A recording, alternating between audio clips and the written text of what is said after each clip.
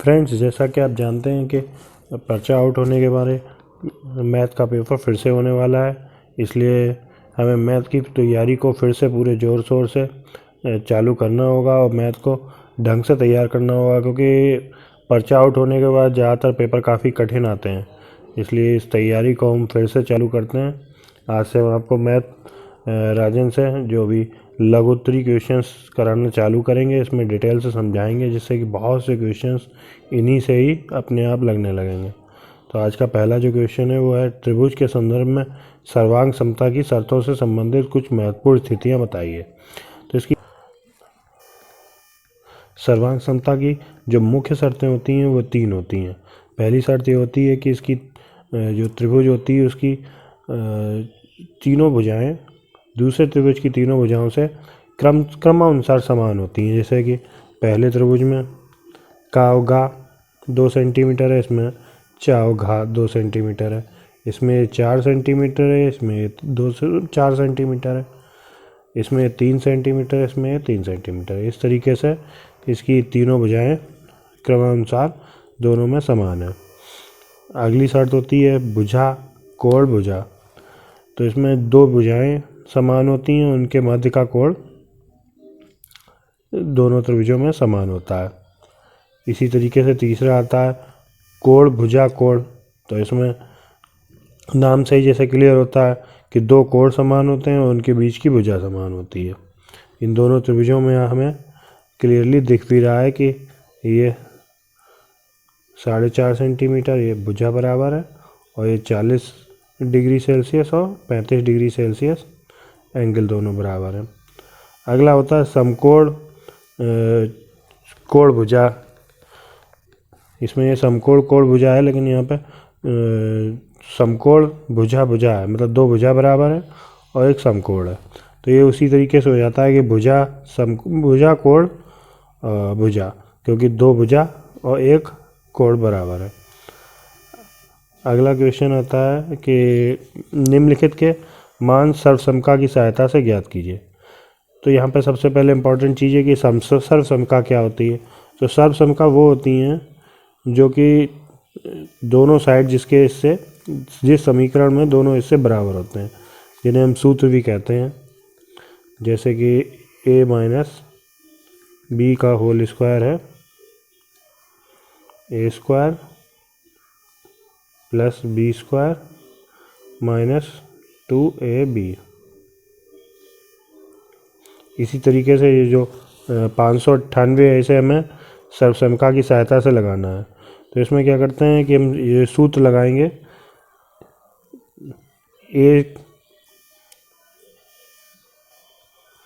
a minus B whole cube का, क्योंकि 598 को हमने 600 माइनस 2 बटे बस 600 माइनस 2 की पावर 3 कर दिया।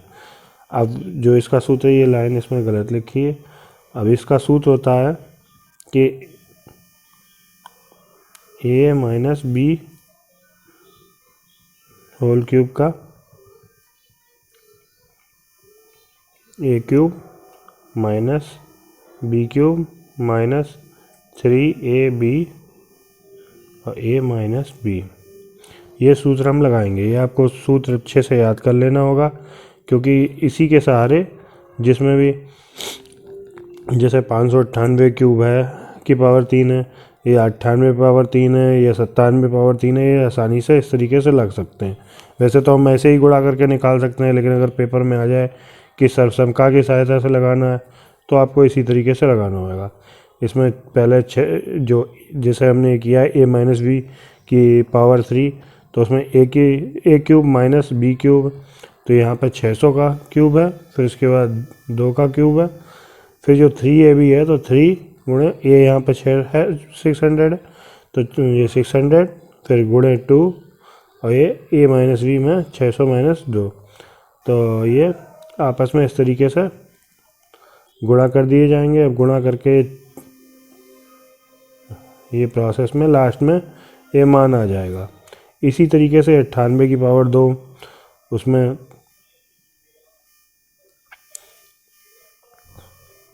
ऊपर 98 की पावर 2 दिया है, लेकिन नीचे सवाल जो लगाया है वो 98 की पावर 3 से लगाया है। ये भी ठीक उसी तरीके से लग जाएगा जैसे कि ये 598 लगाया था। और अगला जो 9.9 है उसे भी 10 माइनस 0.01 करके उसे लगा लेंगे। अब अगला क्वेश्चन है, ये काफ़ी इम्पोर्टेंट है। इसमें दिया गया है एक ABCD वर्ग है। अब उस वर्ग की भुजा 7 सेंटीमीटर है, तो वर्ग के अंतर्गत खींचे गए वृत्त की परिधि की गणना कीजिए। अब बहुत से जिसे मैथ बहुत ज़्यादा नहीं आती वो लोग ये सोचते हैं कि हमने एक वर्ग के अंतर्गत एक वृत्त खींचा, तो यहाँ पे उसकी त्रिज्या कैसे आई। तो देखिए, जब एक उसके वर्ग के अंतर्गत एक वृत्त खींचते हैं तो जो वृत्त होता है वो वर्ग के मध्य बिंदु, सभी भुजाओं के मध्य बिंदुओं को छू के निकलता है। तो जब हम इन दो मध्य बिंदुओं को मिलाते हैं तो ये जो रेखा खींचती है वो ऊपर वाली रेखा के पूरी बराबर होगी। तो इसलिए यहाँ पे ये मान लेते हैं, माना E और F हो गई। तो यहाँ पे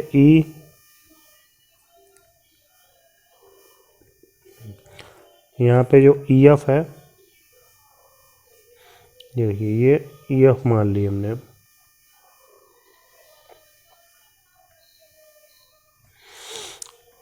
और ये बीच का बिंदु O मान लिया। अब जो EF है उसका मान हुआ 7 सेंटीमीटर। तो जो इसकी त्रिज्या है OF वो हो जाएगी 7/2। वही हमें चाहिए थी यहाँ पे। ये जो त्रिज्या आ गई 7/2। अब वृत्त की परिधि निकालनी है पेपर में, क्वेश्चन में। तो वृत्त की परिधि होती है 2πr। पाई का मान होता है 22/7 और त्रिज्या ऊपर निकाली है 7/2। इस तरीके से हम इसका मान निकाल लेंगे। तो 2 गुणे 22/7 गुणे 7/2, इसे सॉल्व करके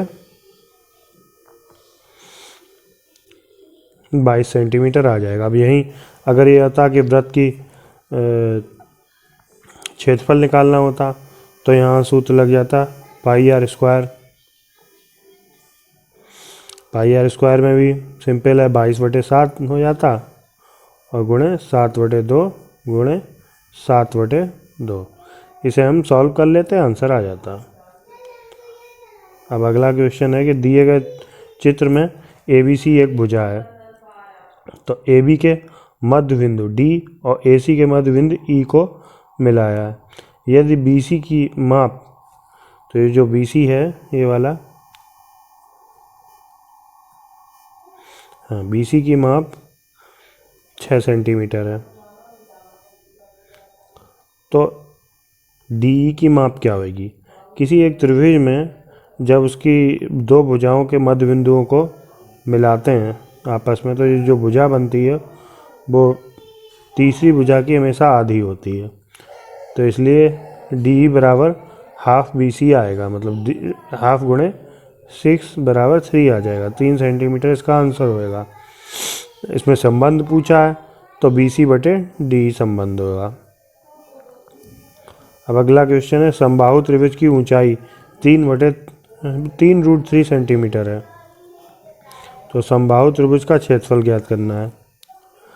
अब देखिए, ये मान लिया समबाहु त्रिभुज है और इसकी भुजा हमने मान ली x है, तो तीनों x ही होंगी क्योंकि समबाहु त्रिभुज है। अब जो दे रखा है इसमें वो केवल इसकी ऊंचाई दे रखी है, तो ये ऊंचाई हो जाएगी। ऊंचाई है 3√3। अब हम इसका किस तरीके से निकालते हैं।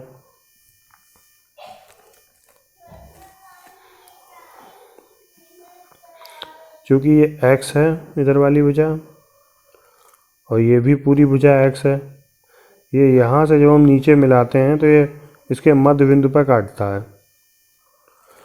तो यहाँ पे ये भुजा हो जाएगी x/2 और ये वाली दे ही रखी है 3√3। तो एक पाइथागोरस का थ्योरम होती है कि कर्ड स्क्वायर बराबर आधार स्क्वायर प्लस लंब स्क्वायर। एक्स स्क्वायर बराबर 3√3 square whole square plus x/2 whole square. अब जब हम इसे आगे लगाएंगे तो ये जो x/2 है वो इधर साइड ले आएंगे, वो कि ये आ गया, तो ये X square minus x/2 whole square आ गया और 3√3 का होल स्क्वायर है।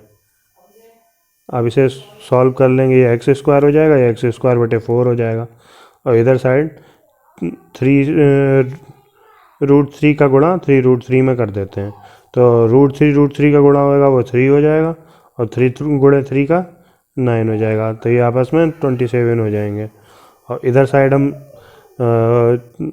एलसीएम ले लेंगे 4 का, तो ये 4x² माइनस x²/4 हो जाएगा। इसे सॉल्व करने पर इस तरीके से 3x² बराबर 24 गुणे 7 आ जाएगा।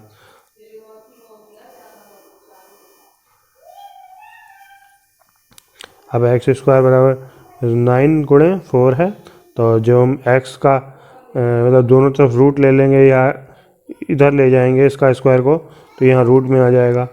तो 9 का रूट निकालेंगे तो 3 आएगा, 4 का रूट निकालेंगे 2 आएगा, जो आपस में गुणा करके 4 सेंटीमीटर आ जाएगा। अब हमें एक भुजा पता चल गई। अब इसका त्रिभुज है उसका क्षेत्रफल निकालना है, तो त्रिभुज के क्षेत्रफल का फॉर्मूला होता है √3/4 गुणे भुजा स्क्वायर। तो √3/4 गुणे भुजा मतलब 6 है, जो 6 का स्क्वायर हो जाएगा, तो √3/4 गुणे 36 हो गया। तो ये 4 का भाग 36 में कर देने पर 9√3 सेंटीमीटर स्क्वायर हो गया। हाँ स्टूडेंट, अभी हम आपको आगे आज कुछ और इम्पोर्टेंट क्वेश्चंस कराएंगे। तब तक सब लोग चैनल को सब्सक्राइब कर दीजिए, क्योंकि हम लगातार मैथ के और इम्पोर्टेंट क्वेश्चंस लाते रहेंगे और आपको राजन और पवन दोनों सीरीज भी पूरी कराएंगे। साथ में कुछ इम्पोर्टेंट क्वेश्चंस अलग से भी लाएंगे और कुछ पेपर भी कराने की कोशिश करेंगे। तो ये जो अगला क्वेश्चन है वो देखिए बिल्कुल पेपर की तरीके का क्वेश्चन आया है। पेपर में तरीके का क्या, पेपर में यही क्वेश्चन आया था कि √x⁴ y माइनस y⁴। तो इसमें क्या है, सबसे पहले हम xy कॉमन ले लेंगे, तो ये x³ माइनस y³ आ जाएगा इस कोष्टक में। अब इसका एक फार्मूला होता है कि a³ माइनस b³ का a माइनस b गुणे x² plus y² plus xy, तो वही यहाँ पे लगा दिया गया है।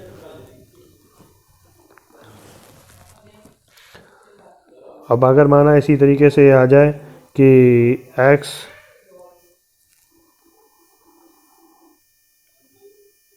की पावर 5 y माइनस xy की पावर 5, तो यहाँ क्या करना होगा, हम इसमें से xy कॉमन ले लेंगे, तो x की पावर 4 माइनस y की पावर 4 आ जाएगा।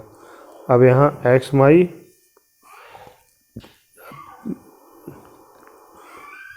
की पावर 2 और ये इस तरीके से y की पावर 2। अब जो निकालेंगे तो xy